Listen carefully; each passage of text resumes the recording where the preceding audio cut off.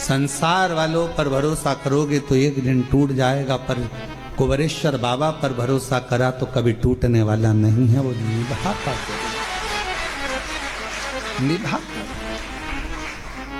स्वीकारेगा,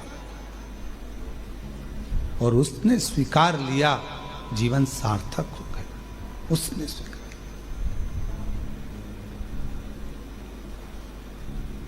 देवराज चोरी का धन ले जा रहा था, बुलाया मंदिर के अंदर, मेरे भोलेनाथ ने हाथ पकड़कर अंदर बुला लिया और मेरे बाबा ने 2 क्षण बिठाकर शिव महापुराण की कथा को श्रवण करा दिया। 2 क्षण।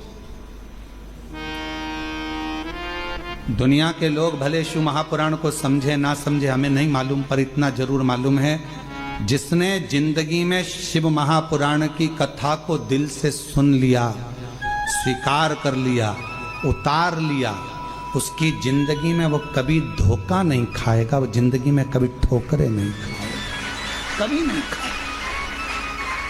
वो धोखा नहीं खा सकता, वो ठोकर नहीं खा सकता।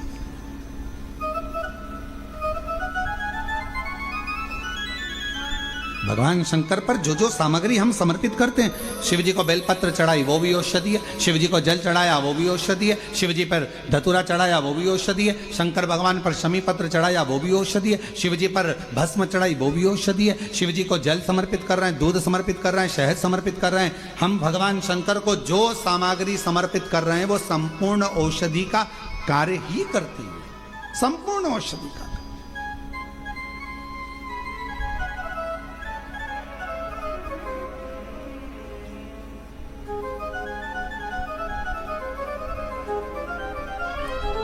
शायद दुनिया में पहला ऐसा धाम होगा कुबरेश्वर धाम, जहां पर भोजन भी बनता है। तो बाबा की जो बेलपत्र चढ़ती है, उसी बेलपत्र को सब्जी में, खिचड़ी में, भोजन में, उस बेलपत्र को उकाला जाता है, बनाया जाता है और आप तक पहुंचाया जाता है। वो औषधि बन जाए।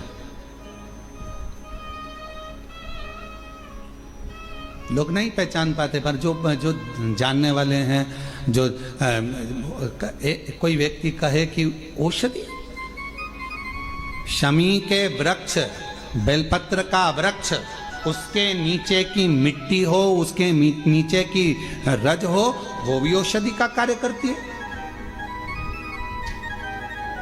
जब किसी व्यक्ति को यूरिन से जुड़ी हुई प्रॉब्लम हो जाती है, उसको जब यूरिन से जुड़ा हुआ बहुत बड़ा रोग उत्पन्न हो जाता है, यूरिन नहीं आती है या यूरिन रुक जाती है या यूरिन उसकी निकलती ही नहीं, बाथरूम आती ही नहीं, उसको बहुत रुक रुक कर आती है या बाथरूम पूर्ण तरह से नहीं आती, तो उसको करा क्या जाता है? उसको जाओ शमी का वृक्ष, शमी के वृक्ष की नीचे की मिट्टी लाओ, शमी के वृक्ष की पत्ती लाओ, बाबा देवाधिदेव महादेव का अवधूतेश्वर नाम लेकर उसको अच्छा मिट्टी के साथ शमी की पत्ती को मल लो, थोड़ा गीला कर कर नाभि के नीचे उसको लगा लो। 5 मिनट के अंदर अच्छे से कितनी भी यूरिन रुक रही हो, पर यूरिन निकलना प्रारंभ हो जाती है। उसको किसी चीज की जरूरत नहीं पड़ती, 5 मिनट लगता है बस, और 5 मिनट में यूरिन आना प्रारंभ हो जाता है।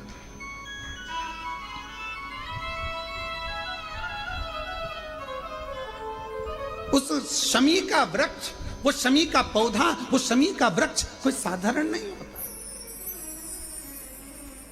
कहने वाले कह दिए शमी का पौधा यहां मत लगाना, शमी का पौधा वहां मत लगाना, शमी का पौधा, बेलपत्री का पौधा यहां मत लगाना, बेलपत्री का पौधा वहां मत लगाना, बेलपत्र को यहां मत लगाना। अरे भाई, शमी का पौधा अगर तुम्हारे घर के अंदर है, शमी का छोटा सा पौधा यदि तुम्हारे घर के आंगन में है, शमी का छोटा सा पौधा या बेलपत्र का छोटा सा पौधा तुम्हारे यहाँ है, तुम्हारा घर का वास्तु दोष कितना भी बेकार हो, शमी का पौधा और बेलपत्र का पौधा सारे वास्तु को अच्छा कर देता है। एक शमी का पौधा, एक बेलपत्र का पौधा हमें सुख प्रदान कर देता है। एक पौधा।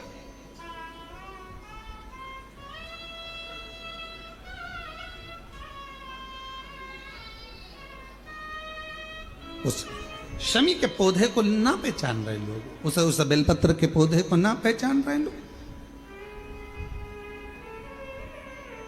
पर एक निवेदन आपसे और है, अगर तुम्हारे गांव में, तुम्हारे नगर में, तुम्हारे शहर में, तुम्हारी कॉलोनी में, तुम्हारी सोसाइटी में शमी का पौधा हो, बेलपत्र का पौधा हो, बड़ का पौधा हो, पीपल का पौधा हो, चाहे आंवले का पौधा हो, किसी भी पौधे में आप कोई भी जैसे दही चढ़ा देते हो, दूध चढ़ा देते हो, या कोई ऐसा इत्र चढ़ा देते हो, निवेदन है आप अपने आसपास के बड़े बड़े पौधे में ये कोई भी चीज ना चढ़ाएं। कोई महाराज कितना भी बताए, पर उस पौधे के अंदर आप केवल जल चढ़ाएं, केवल जल। आप उसमें ना दूध चढ़ाएं ना दही चढ़ाएं। क्यों? क्योंकि पौधे में जब दही जाता है तो दही जाने के कारण, इत्र जाने के कारण, तेल जाने के कारण, कोई सामग्री जाने के कारण वो बड़े से बड़ा पौधा सूखने लगता है। हमारा करवत्त निवेदन है आपसे, उस पौधे में जब भी बेलपत्र का पूजन करने जाओ, ना दूध चढ़ाना ना दही चढ़ाना, केवल जल चढ़ाना। आप बड़ के पेड़ की पूजन करने जाओ, केवल जल चढ़ाइए। आप आंवले की पूजन करने जाओ, केवल जल चढ़ाइए। आप शमी के पेड़ की पूजन करने जाओ, केवल जल चढ़ाइए। जल के सिवाय उसके नीचे ना दूध चढ़ाइए ना दही चढ़ाइए, ना उसमें इत्र चढ़ाइए, ना तेल चढ़ाइए, ना कोई सामग्री चढ़ाइए। उसके नीचे केवल जल चढ़ाओ। क्यों? क्योंकि शमी ने स्वयं मंदार से कहा है, हे मंदार, शमी ने मंदार से कहा है, हे मंदार, जब कोई एक जल का पात्र लेकर हम पंच वृक्ष के नीचे आते हैं, जल का भरा हुआ पात्र लेकर आते हैं और जल समर्पित करते हैं, जब वो खाली पात्र हमारे वृक्ष के नीचे से जाता है तो वो खाली नहीं रहता, हम उसे लक्ष्मी से परिपूर्ण कर कर भेज देते हैं। ये शमी है। अब ना जाने तुमको कौन कह देता है कि उसमें दूध चढ़ा दो, उसमें तुम दही चढ़ा दो, उसमें ये चढ़ा दो, उसमें इत्र चढ़ा दो। किसी का कहना मत मानो, आप शिव महापुराण का कहना मानो। एक लोटा जल शमी के वृक्ष के नीचे चढ़ाओ, बेलपत्र के वृक्ष के नीचे चढ़ाओ, चाहे आप बड़ वृक्ष के नीचे चढ़ाओ, चाहे आप आंवले के वृक्ष के नीचे चढ़ाओ, चाहे पीपल के नीचे चढ़ाओ, पर जल चढ़ाओ। इसके सिवा कोई सामग्री।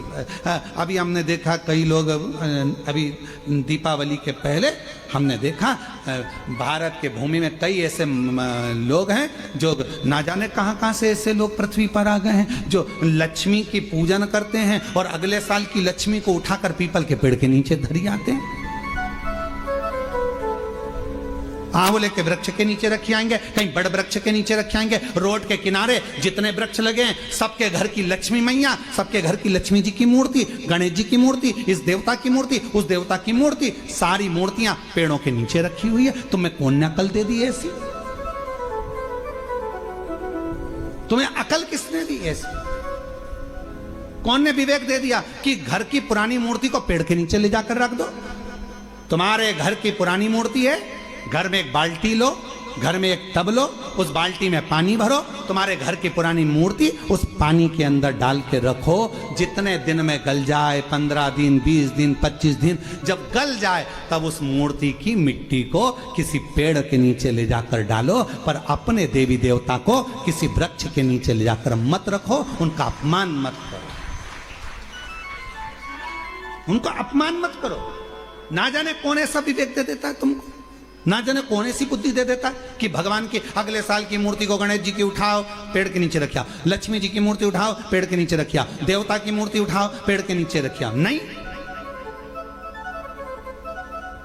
उस मूर्ति को अपने घर की पानी की बाल्टी में, पानी में उसको गलाओ, मिट्टी इकट्ठी हो जाए, तब पेड़ में डालिया, पेड़ में डालिया। करोगे?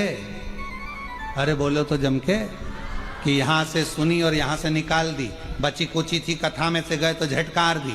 घर के लोगों ने पूछा कथा में गई थी सी और कुबरेश्वर धाम क्या लेके आई? महाराज ने सुनाया तो बहुत कुछ था, पर समझ में नहीं आया करना क्या। समझो, हमारे देवता का अपमान हम क्यों करें? हमारे देवी देवता को लोग देखकर हंसते हैं। जब ड्राइवर गाड़ी चलाते हैं और पेड़ के किनारे पर जो मूर्तियां रखी रहती है, उनको तो मालूम ही नहीं है कि पेड़ के किनारे मूर्ति रखी है। उनने तो गाड़ी चलाते मुंह में गुटखा भरा हुआ है, तंबाकू भरा हुआ है, पिचकारी मार दी, वो तुम्हारे देवता पर गई। तुम्हारे को बददुआ नहीं लगेगी? तुमको अपशब्द नहीं लगेगा? जरा विचार करिए। इसलिए पेड़ों के नीचे मूर्ति रखना बंद करिए, उस मूर्ति को घर में ही बाल्टी में गलाओ, मिट्टी तैयार करके वो पेड़ के नीचे चढ़ाओ, स्वीकार होगा। हमारी बात का लोगों को बुरा जरूर लगेगा, लग जाए तो फिर भी, वैसे भी हमारी बात का बहुत बुरा लगता है, तो इस बात का भी अगर बुरा लगे तो मैं हाथ जोड़कर निवेदन करता हूं, क्षमा करिएगा। पर हमारे सनातन धर्म पर कोई उंगली उठाए, हंसे, यह हमें स्वीकार नहीं, यह हमें स्वीकृत नहीं है महाराज, ये स्वीकृत ही नहीं। शिव तत्व कह रहा, भगवान स्वीकार करें। शमी के वृक्ष के नीचे की मिट्टी और शमी की पत्ती, अवधूतेश्वर महादेव का नाम लेकर यदि यूरिन से जुड़ा हुआ कोई भी प्रॉब्लम होता है तो नाभि के नीचे गीली कर कर उस मिट्टी को लगाया जाए। 5 मिनट 7 मिनट 5-7 मिनट तो बहुत हो गए, 5 मिनट में आपको उसका फर्क दिख जाएगा। 5 मिनट यूरिन आना प्रारंभ हो जाए। शमी के पत्र में वो बल होता है, शमी के पत्र।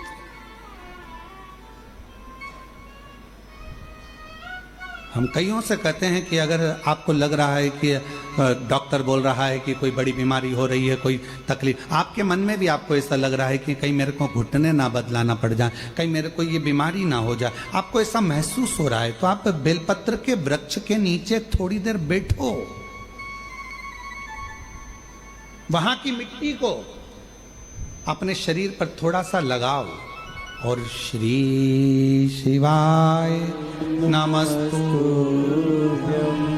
श्री शिवाय नमस्तुभ्यं, श्री शिवाय नमस्तुभ्यं, श्री शिवाय नमस्तुभ्यं। बेलपत्र के वृक्ष के नीचे बैठकर वहां की मिट्टी को थोड़ा अपने मस्तिष्क पर चढ़ाओ, थोड़े हृदय से लगाओ, थोड़ी भुजा से लगाओ, थोड़े वक्ष स्थल पर, थोड़ा कंठ पर लगाओ, उस मिट्टी को थोड़ा थोड़ा सा स्मरण करिए और निवेदन करो श्री शिवाय नमस्तुभ्यम का बोलकर।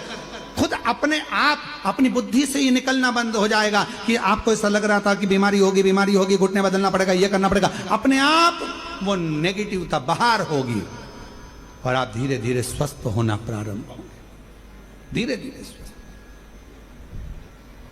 शिवालय, बेलपत्र का वृक्ष, बट वृक्ष, शमी वृक्ष, पीपल का वृक्ष, आंवले का वृक्ष, मंदिर, तीर्थ, शिवालय, देवालय, ये बल देते हैं हमको, ऊर्जा देते हैं, ये हमें ऊर्जा प्रदान करते हैं।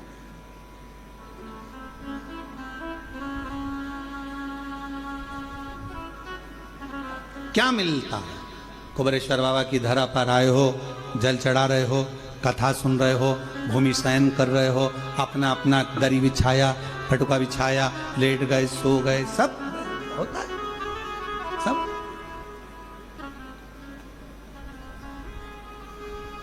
पर उसमें सबसे ज्यादा भूमिका है आपकी।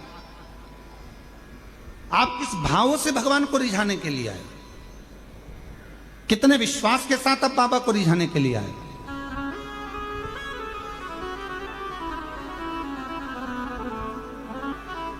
चौदह नवंबर से 20 नवंबर तक जो विठले सेवा समिति की एक कथा होती है हर साल एक ज्योतिर्लिंग में, तो इस वर्ष की नवंबर महीने में 14 नवंबर से 20 नवंबर तक कथा देवघर झारखंड बाबा बैजनाथ जी पर है। जो विठले सेवा समिति की कथा होती है साल में एक ज्योतिर्लिंग पर होती है, जिस ज्योतिर्लिंग पर समिति जाकर कथा का आयोजन कराती है और वहां पूर्ण रूप से पूरे गांव के लोग, नगर के लोग और वहां के लोग पूर्ण सहयोग करते हैं वो कथा। और झारखंड वालों को बधाई, बिहार वालों को बधाई, बाबा धाम में, देवघर में, बाबा बैद्यनाथ जी के पवित्र चरणों में, देवघर में ये कथा 14 से 20 नवंबर होगी। और जिन जिन को यजमान बनना है वो जो नंबर हम यहाँ से बोल रहे हैं आप उस पर संपर्क कर